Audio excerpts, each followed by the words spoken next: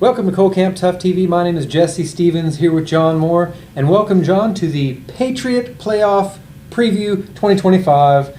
I'm not saying that again. It'll be the first and last time. Presented by TOPO Athletic. John, big win last week against Summers County on Friday. Ended that game earlier, unfortunate circumstances. What can you tell us about our statistical leaders at the end of the season? Yeah, taking a look at some of our offensive and defensive stats coming up and some of the leaders that we had this year. So kind of starting off with Brock Green. He's got all kinds of school records this year, setting his own records from last year, almost 2,500 yards passing just in the regular season. Incredible. Yep, 25 touchdowns. I think last year he had 17, so shattered that record. He's really been consistent with about a 61% completion percentage. I mean, it's almost the same every single week, 61%. And then 6 rushing touchdowns on top of that. I know the Patriots are excited to get back, the real workhorse of both offense and defense, Silas Nelson, who's missed the last few games due to some injury, but talked to him. He seems like he's doing a lot better and is ready to come back. Yeah, John, I think, you get the reports from whoever, whatever. It seems like he's okay. He could be back this week. Yeah. You might see him in a few snaps, but you're probably really going to see him next week if we get past Lincoln. Yeah, but at least he's progressing in the right direction. And you take a look at his stats: 1,100 yards, 15 touchdowns, and 8.1 yards per tote. So he was having a big year up until he was injured at the Barnesville game. A couple of receivers that have had really standout years. One is a senior and one's a freshman. Senior is Christian Linksweiler. He's leading the team in receiving touchdowns, and that's 828 yards, as well as 19.7 yards per catch. And then kind of freshman phenom, KJ Vyers, with 852 yards, leading the Patriots in receiving yards, 7 touchdowns, and 20.8 yards per catch. So, I'm going to call that 7 plus 1. Yeah. So, these guys having a big year, not to mention, the third receiver, Caden Bradbury, also having a great year offensively. And defensively. And the offensive line's been moving some guys around. Had a little bit of an injury bug recently with Alden Fitzpatrick. But Caden Cyrus has been filling in the past couple weeks, and hopefully the chemistry will get to work. Yeah, it takes a minute, but it's we're coming into that time of the year where he's had a couple games to get used to it, and going into the playoffs, I think he'll be ready. Yeah. And then defensively, looking at some of our defensive stats, talk about Isaiah Conley. He's been a machine all year long, leading the team in almost every defensive category: tackles, sacks, tackles for loss. So he has 110 tackles. That's a kind of a combination of assisted tackles and solo tackles. 16 and a half sacks, which is a school record. Unreal. Yeah, it's unbelievable. 23 tackles for loss, and even has caused a forced fumble. I believe that was in the Herbert Hoover game. That's right, pick 6. Which led to a touchdown. Caden Bradbury leading the team with interceptions at a 7 and 14 PBUs, pass breakups, and also has 48 tackles. And a punt return for a touchdown. Officially last week against Summers County. Yeah. Landon Riddle, senior linebacker with 102 tackles, 3.5 sacks. The SS Landon Riddle always coming in, cutting the legs out from guys. Still, he's been dealing with a little bit of an ankle, but that's nothing new to him. And so hopefully he can battle through that as we progress through the playoffs. Yeah, John, he's Cole Camp Tough. He will play every game through these playoffs. He's not going to take a snap off. I know Landon. Mm-hmm. He's ready to go. And the guy that plays a lot like Landon is Talon Atkins, junior linebackers, our second leading tackler with 104.5 tackles and a sack and a half on the season.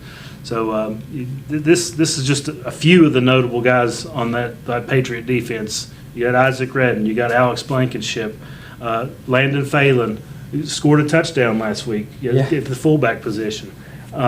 Maybe get Silas back eventually at the safety. Cole Laxton's a thumper back there.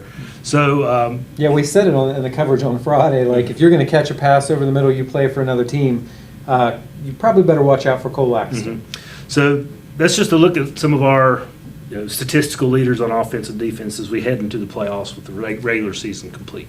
So as you say, heading into the playoffs, John, we have Lincoln this Friday, and you can see the bracket here.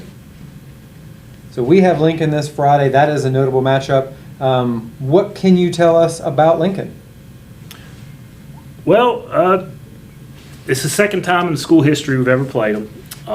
They're 4-6 this year. The teams they've beaten Grafton, Lewis County, RCB, Robert C. Byrd, and Buchanan Upshur, BU. So they've got some wins against a couple AAA teams. They're located in Shinston, which is in Harrison County, so they're kind of up there in the Bridgeport, Clarksburg area. We have played them before. We met them in the first round of the playoffs 9 years ago in 2016. It was an 8-9 matchup, and we went up there and they thumped us pretty good. They beat us 35-7 in 2016. But they're headed up by Coach Rob Hawkins, who's been there for quite some time. He's been the head coach for 12 years, and I believe part of the team for 23. Wow. And has an overall record of 69-63. So he's a winner up there in Lincoln. Yeah, that's great. So we got Lincoln this Friday, and then let's look at that bracket again. Great matchups all over the bracket here, John. That Oak Glen Bluefield game is going to be a big one. Oak Glen, one of those teams probably underestimated by a lot of people down here because they play a lot of Ohio teams. They're closer to Pittsburgh than we are to Charleston. Yeah, they really are. Located in New Cumberland, they're at the very tip top of West Virginia. Like you said, they're closer to Pittsburgh than we are to Charleston. But the majority of the teams that they've played this year are Ohio teams. Just looking at their schedule, they've played 5 Ohio teams. That's half the games they've played.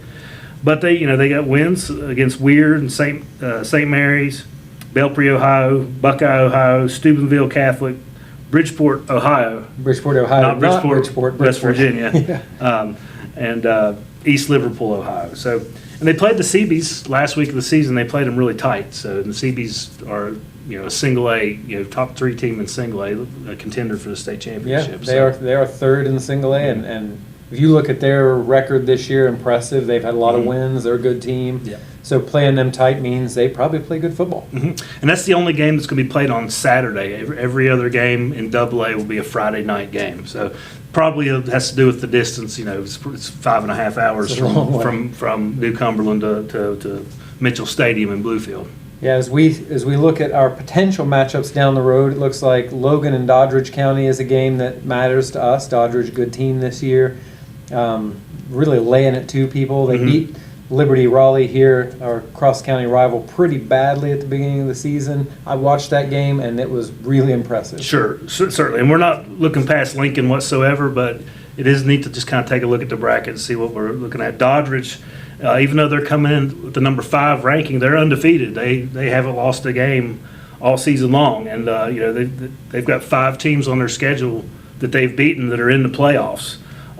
Petersburg, South Harrison, Williamstown, Lincoln, the team that we're getting ready to play, and Mingo Central. They beat Mingo Central by 20. So Dodgers definitely, they were a single A last year, and this is their first year in Double A. So that's they're testing the waters and see what kind of competitor they're going to be. Yeah, and a playoff team in single A last year as well. So yes, they were. I think they were semifinalists maybe. So tough team down on our little corner of the bracket. But if you look up a little bit, more tough teams all around. You've got Frankfort, Williamstown. That's going to be a great game. James Monroe, Mingo Central. That's going to be a great game. Like that.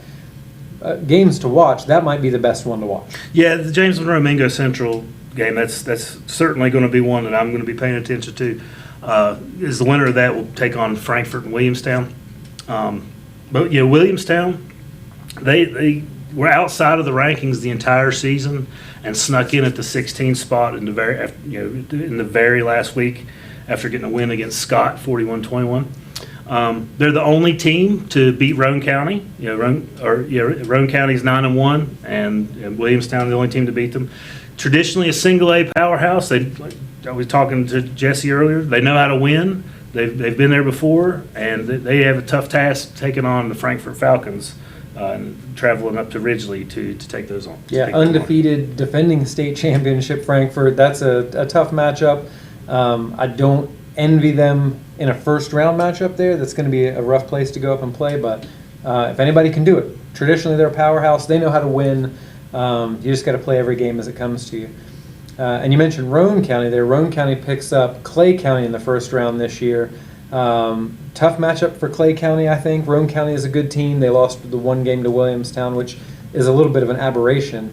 But they've laid it to some people throughout the year, like including Ripley and some other schools. Yeah, and that's actually a rematch. These guys have played in the regular season, and Roane County's beat them 49-14. Yeah. So not out of the realm of possibility, but certainly Clay County is going to have their hands full with that number 6 Roane County team. Yeah, tough team. I mean, they lost something last year. You had your Lane Watson, your Clay Walker graduate, and a lot of people thought, much like our 2022 team, the next year we weren't going to be very good. It turns out those are not the only 2 people in your team. They're still very good. Yeah, absolutely. So, Roane County 9-1 on the season. They've got some notable wins. They beat Clay County. They beat AAA Nicholas County 38-12, which is a team that we had some difficulties with, only winning by a point. So, and then they beat everybody else on their schedule. Their only loss coming from Williamstown. Yeah, it's pretty great. And then our friends up at Philip Barber are taking on South Harrison. That's going to be a good matchup. Philip Barber, another one of those schools that we played them here last year in a quarterfinal. Tough game, good win for us, but they were great competitors and gracious in defeat, gracious in all things. Love those guys. And South Harrison's a tough team. They lost their sort of star tailback to, I think, Elkins. He transferred to Elkins last year, Jaden Hatfield. But they're back in the playoffs again. Yep. Philip Barber, that team's been a class act. They have been for a few years now. They got some notable wins. Like you said, they beat AAA Elkins, which is a AAA playoff team. Petersburg, and the team that we play in the playoffs, Lincoln, they beat them 55-8 just in the last week of the regular season. So, incredible. Yeah, Philip Barber having a good season, finishing up 8-2, while the South Harrison Hawks, they finished the regular season with a record of 6-4. They also played Lincoln and defeated them 20-19. So very close. Yeah, all those teams kind of close up there. So especially South Harrison and Lincoln, they're in the same county. So they are familiar with one another, and that'll be a neat matchup to watch. And the last one on the bracket we haven't talked about, Petersburg and Midland Trail. Petersburg, still in there at number 10. A little bit of a down year, weirdly, for them. I mean, you hate to say, oh, you're number 10, that's a down year, but you look at their record and who they played, and there's some of those games I would have expected them to win and maybe be ranked a little bit higher than 10. And the opposite end of that spectrum is Midland Trail. I don't think anybody would have expected them to come in at number 7. If you said in August, where's Midland Trail going to finish? I don't think anybody's saying 7. So they've had a really impressive season. Midland Trail certainly the overachiever of the year, I think, on this of these 16 teams. They finished the regular season with a record of 9-1, coming in 7th. They got notable wins against Clay County, beat them 41-13. They beat Nicholas County by a point. They did. So that sounds familiar. It does. Beat James Monroe by 3, and beat a single A playoff team of Greenbrier West 55-8. So, and then about every other team that they played, they throttled. 55-0, 35-0. So Midland Trail having a big year. And then kind of on the opposite, like you said, Petersburg, which is usually a really tough team that plays really tough teams. They finished 7-3, but not a single team on their schedule has made the playoffs in AA. So the 3 losses that they had were to Doddridge County, good. Philip Barber, 43-0, very good, and then Frankfurt, which they've beaten the death out of everybody, and they lost to Frankfurt 50-0. So the teams that they're supposed to beat, they are. That's right. They played Wyoming East and beat them 66-6. Right. So they're not a bad football team by any means, and it's going to be a close matchup. But Petersburg will have to travel to Hico to take on the Midland Trail Patriots. Yeah, you look at, you can't control those things. We've had this in the past. I think it was the 2022 year. We have Polk on the schedule. Year before, Poco was great, playoff team. Yep. That year, terrible. Yeah, They just had a big bad drop year. off. Yes. Big drop off. This year, Scott, like we put what we thought was going to be a tough team on the schedule, and they're just having a little bit of a down year and struggling, and you can't control that. So you just have to beat the teams you're supposed to beat and do your best. Yeah, and that's really all you can do. So. Well, that is our bracket. There is one more team of interest in Raleigh County that has their own bracket, and that is Woodrow Wilson High School, traveling up to Wheeling Park. That's a big ask. Yeah, Woodrow's kind of had an up and down year. Had some pretty good wins. Then they lost to Bluefield. So best of luck to our Cross County. Not a rival, but Cross County team. We have nothing against Woodrow. No. Go Woodrow. We hope you win it. Yeah. And if you look at that bracket, we're not going to put that up here, but if you look at it, it's a tough road to the championship. It would be, if they win these games, it's Wheeling Park this week, Martinsburg next week, and then a semifinal against Huntington. Yeah, they definitely got a tough draw, similar to ours, really. Yeah. We have to go through Lincoln, got to go through the winner of Logan and Doddridge, and then most likely, if we got to go through the number one team in the state, Frankfort, just to make it to Charleston. Right. Where you're probably going to see the Bluefield Beavers or Philip Barber Colts again. That's right. Just, in my own opinion. Well, and if you just kind of follow the rankings and eliminate the teams that are seated lower every time, that's how it's going. Of course, we know that's not how that works. Right, yeah. And the rankings are just kind of done. It's a mathematical computation. Some people are like, well, how can Bluefield be ranked ahead of Independence? Independence beat Bluefield. Well, Bluefield beat Grand Virginia. They've got wins over James Monroe. They got wins over a 4A Woodrow Wilson High School. Wins over Nicholas County. Win over AAA Pikeview and AAA Nicholas County and AAA Greenbrier East. Yeah. So all those AAA wins add up, and those are not just those AAA teams all have winning records too, except for Nicholas County. Right. So you get bonus points for all of that, and that's why Bluefield is able to have 2 losses where we only have 1, and we beat them, and they can still be ranked ahead of us. And I think if you're one of these sort of social media warrior people who don't like the mathematical equations, you're wrong, because it's that or a bunch of random people get to vote on it, and we don't want that. You can't control those things. You're going to have to play these teams anyway. The rankings don't actually matter that much unless you're in 15, 16 and you maybe wouldn't have gotten in. Being fourth, okay, that means that if everything goes well, we have to travel to Frankfort and beat Frankfort. Well, bad news, you were going to have to beat Frankfort anyway. Right. You're going to have to go through the best. I mean, that's what the playoffs are all about. It's time to put your big boy britches on and go. Yeah. You're going to play the best competition in the state. And, if you're not ready, then you're going home. Yeah, and that's how it's supposed to work. So don't complain about the mathematics. It's fine. Yeah. We're okay with it. Everybody's okay with it. We just need to play some good football, and we're all right. Yeah, clearly you want the best draw to give you the best chances possible. But, I mean, you still have to go play football and win. Yeah. Well, John, good playoff preview show. Patriot playoff preview. Yeah, great 2025 Patriot playoff preview show.